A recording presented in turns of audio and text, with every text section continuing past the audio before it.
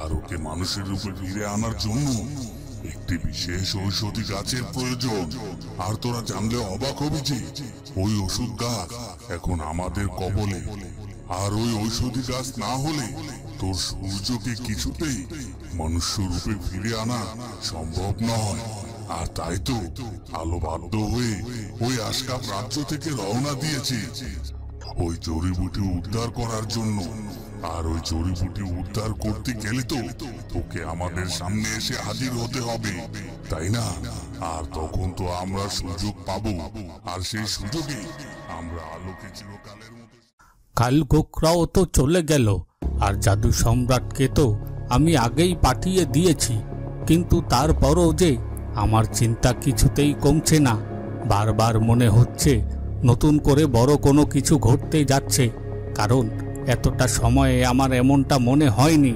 আমি নিজেই তো জানতে পেরেছিলাম আলো আমার আস্তানায় ওই জড়িবুটি উদ্ধার করার জন্য এগিয়ে আসবে, আর আমি নিশ্চিত ছিলাম যে ও ঠিকই এখানে আসবে।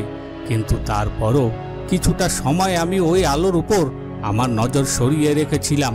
তারপর থেকে আমি তো কিছুতেই আলোকে আমার নজরে পাচ্ছি না, আর বারবার আমার বড় কোনো একটা বিপদের ইঙ্গিত পাচ্ছি। না না, আমাকে এভাবে চুপ করে থাকলে হবে না, আমাকে আরও একটু চেষ্টা করতে হবে। আমাকে এক্ষুনি জানতে হবে যে আলো কোথায় আছে। এই কথা বলে কালপুরুষ আবারও ধ্যানে বসে যায়, কিন্তু বেশ কিছুক্ষণ ধরে ধ্যান করার পরও সে কিছুতেই আলোর কোনো খোঁজ পায় না। না না, কিছুতেই আমি আলোর অবস্থান জানতে পারছি না, কিন্তু কেন জানতে পারছি না সেটাই তো বুঝতে পারছি না।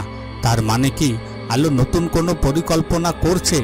আর হ্যাঁ, তাই হয়তো হবে, কারণ আলো তো যথেষ্ট বুদ্ধিমতী। ওর যেহেতু এখন কোনো শক্তি নেই, সেহেতু ও এভাবে বোকার মতো আমার কাছে কিছুতেই এসে পৌঁছাবে না। আর এটাই তো আমার আগে থেকেই বোঝা উচিত ছিল, কিন্তু আমি তো আমার ধ্যান সাধনার মাধ্যমে জানতে পেরেছিলাম যে আলো আমার কাছে আসার জন্য রওনা দিয়েছিল। আর তাছাড়া তো আশকাপ রাজ্য পার করে ফেলেছিল। তারপরও হঠাৎ করে ও কোথায় চলে গেল সেটাই তো বুঝতে পারছি না। তবে আলো, আমি খুব ভালো করেই বুঝতে পারছি যে তুমি কোনো একটা বুদ্ধি পাকাচ্ছ। আলো, তুমি যতই বুদ্ধি পাকাও আর যাই করো, তোমাকে তো তোমার সূর্যকে উদ্ধার করতে গেলে এই জড়িবুটি আমার কাছ থেকে নিতে আসতেই হবে। আর আমিও খুব ভালো করেই জানি তুমি তোমার সূর্যের মনুষ্য রূপ ফিরিয়ে না দিয়ে নিজের সব শক্তি অর্জন করতে পারবে না। আর তাই তুমি আমার কাছে আসলেই তোমাকে যে আমার হাতে ধরা পড়তেই হবে, আর তোমার সূর্যকে সুস্থ করার জন্য তো আমার কাছে আসতেই হবে। কোথায় তুমি? এক্ষুনি আমার সামনে এসে হাজির হও, তোমার যে বিশেষ কিছু কাজ করতে হবে। দরবেশ বাবা এই কথা বলার সাথে সাথে ভালো বাবা সেখানে এসে হাজির হয়। দরবেশ বাবা, আপনি আমাকে ডেকেছেন? হ্যাঁ, তোমাকে একটি বিশেষ কাজের জন্য আমি ডেকেছি। হ্যাঁ হ্যাঁ, বলুন বাবা, অবশ্যই আমি আপনার কাজ করে দেওয়ার জন্য সবসময় প্রস্তুত আছি। বলুন আমাকে কি কাজ করতে হবে।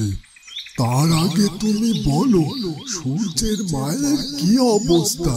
সূর্যের মাকে তুমি খবর দিয়েছো আর তাকে কি সুস্থ করেছো?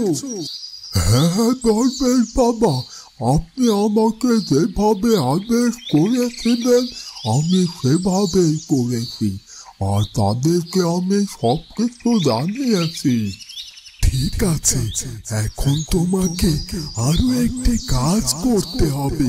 তোমাকে এখন যে আলোর সাথে দেখা করার জন্য যেতে হবে। আলোর সাথে দেখা করার জন্য যেতে হবে? তার মানে কি দরবেশ বাবা, আপনি আলোকে ওই অশুভ শক্তিদের আস্তানায় যাওয়া থেকে আটকাতে পেরেছেন? না না, আলোকে ওই অশুভ শক্তিদের আস্তানায় যাওয়া থেকে যদি আটকে দিই, তাহলে কি আলো ওই জড়িবুটি উদ্ধার করে নিয়ে সূর্যকে সুস্থ করতে পারবে বলো? তাই তো আলোকে ওখানে যেতেই হবে। কি বলছেন কি দরবেশ বাবা? আমি তো আপনার কোনো কথাই বুঝতে পারছি না। সূর্যকে সুস্থ করতে গেলে তো আলোকে কিছুটা কষ্ট করতেই হবে। আর তাছাড়া আলোর সাথে আমার দেখা হয়েছে, আমি আমার পরিকল্পনার কথা আলোকে জানিয়ে এসেছি। আর সেই পরিকল্পনা অনুযায়ী কাজ করতে গেলে তোমাকে আলোর প্রয়োজন হবে। আর তাই তুমি এক্ষুনি আলোর কাছে যাও। কিন্তু আপনি এখন আমাকে বলুন, আলো এখন বর্তমানে কোথায় আছে? আমি এক্ষুনি আলোর কাছে যাব। এই তো আমি সব কিছু জানতে পেরে গেছি। আমি আমার গণনার মাধ্যমে আমাদের মহারানী আর ওই দানবের সম্পর্কে যে সব কিছু জানতে পেরে গেছি। এই জন্য ঠিক এই জন্যই মহারানী আমাকে কিছুই গণনা করতে দিতে রাজি ছিল না, কারণ উনি বুঝতে পেরে গিয়েছিল যে আমি আমার গণনার মাধ্যমে জানতে পেরে যাব যে ওই দানব আর কেউ নয়, আমাদের মহারানীর স্বামী সূর্য। আর তাছাড়া সূর্যের ওপর অশুভ শক্তির প্রয়োগ করে হত্যা করার জন্য চেষ্টা করা হয়েছিল, আর কোনো এক শুভ শক্তির সাহায্যে সূর্য আবার প্রাণ ফিরে পেয়েছে। কিন্তু সূর্যের শরীরে বিষাক্ত অশুভ শক্তি প্রয়োগ করার কারণে সূর্য মানুষ রূপ থেকে দানব রূপে পরিণত হয়েছিল। কিন্তু আমি এটা ভাবছি যে মহারানী আমার কাছে এসব সত্য কেন লুকালো, কারণ মহারানী তো খুব ভালো করে জানতে পারতো যে আমি সব কিছু জানতে পারবো। বুঝতে পেরেছি, মহারানী হয়তোবা চায়নি মহারাজ এখন সব কিছু জানুক। কিন্তু মহারানী আপনি তো আমাকে আটকাতে পারলেন না, সেই তো আমি গণনা করে সব কিছু জানতে পেরে গেলাম। আর তাছাড়া মহারানীও তো এই আশকাপ রাজ্য থেকে বেরিয়ে গেছে ওনার স্বামীকে সুস্থ করার কোনো ঔষধি গাছের খোঁজে। তবে এখন তো আমি সব কিছু জানতে পেরে গেছি। এরপর আমি কি করব? আমি কি এক্ষুনি রাজপ্রাসাদে গিয়ে মহারাজকে সব কিছু খুলে বলবো, নাকি মহারানী ফিরে এলে তার সামনে সব কিছু বলবো? এখন তো আমার মনে হচ্ছে আবার নতুন করে কোনো মহা বিপদ ঘটতে চলেছে। ওই কালগোকরা এসে তো বলে গেল যে ওরা কিছুতেই আমাদের সূর্যকে সুস্থ করে দেবে না। ও তো এখন চাইছে আলো আর সূর্যকে একসাথে হত্যা করে ফেলতে। শুধুমাত্র তাই নয়, ওর সাথে আরো অনেক শক্তিশালী অশুভ শক্তিরা রয়েছে। তারা সবাই মিলে সূর্য আর আলোকে হত্যা করার জন্য উঠে পড়ে লেগেছে। আর আমার তো মনে হচ্ছে ওরা কিছুতেই আমাদের আলো সূর্যকে বাঁচতে দেবে না। আর তাছাড়া ও কি বলে গেল শুনতে পেলেন না? ও তো বারবার বলে গেল আলো ওদের কাছে আসতে চলেছে, আর আলো যদি ওদের কাছে আসে তাহলে ওরা আলোকে হত্যা করে ফেলবে। কিন্তু আলোর এভাবে এই মুহূর্তে ওদের সামনে আসা কি উচিত হচ্ছে? আলো ওদের সামনে না এসে কি করবে বলতে পারবেন? এখন আমাদের সূর্যকে মনুষ্য রূপে ফিরিয়ে আনতে গেলে তো ওই ঔষধি গাছের প্রয়োজন। আর সেই ঔষধি গাছটা এখন ওদের হাতে রয়েছে। আর ওদের হাত থেকে যদি ঔষধি গাছ নাই উদ্ধার করতে পারে তাহলে তো সূর্যকে সুস্থ করতে পারবে না, আর নিজের শক্তিকেও ফিরে আনতে পারবে না। সবকিছুই তো বুঝতে পারছি, কিন্তু আমার মনে হচ্ছে আবার বড় কোনো বিপদ ঘটে যাবে। আমাদের সূর্য আর আলো কি কখনোই এই বিপদ থেকে মুক্তি পাবে না?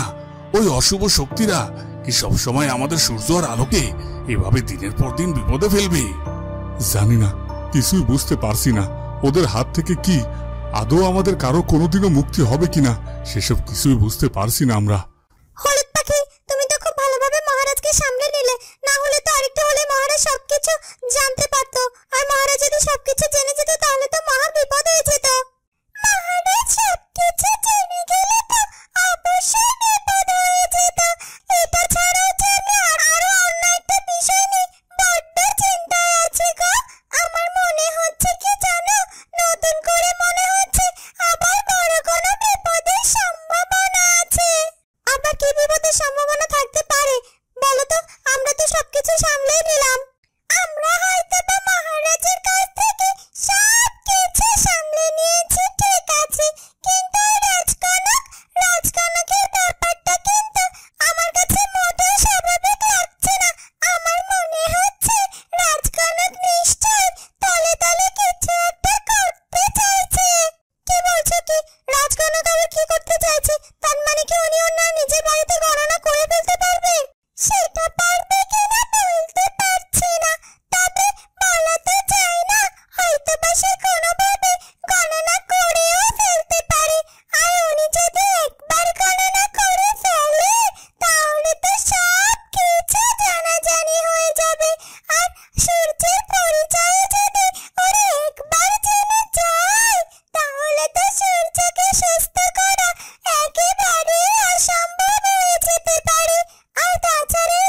প্রাসাদের প্রহরীদের সাথে তো রাজকনকের অনেক ভালো সম্পর্ক।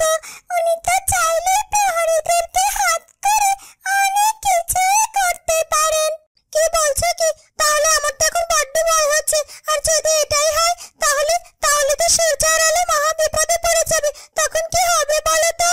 তো বন্ধুরা, কি হতে চলেছে এরপর সেটা জানবো আমরা কুচবরণ কন্যার পরবর্তী পর্বে। আর আমাদের আজকের ভিডিওটি ভালো লাগলে অবশ্যই আমাদের চ্যানেলটিকে সাবস্ক্রাইব করে দিও। দেখা হবে পরের ভিডিওতে। ধন্যবাদ।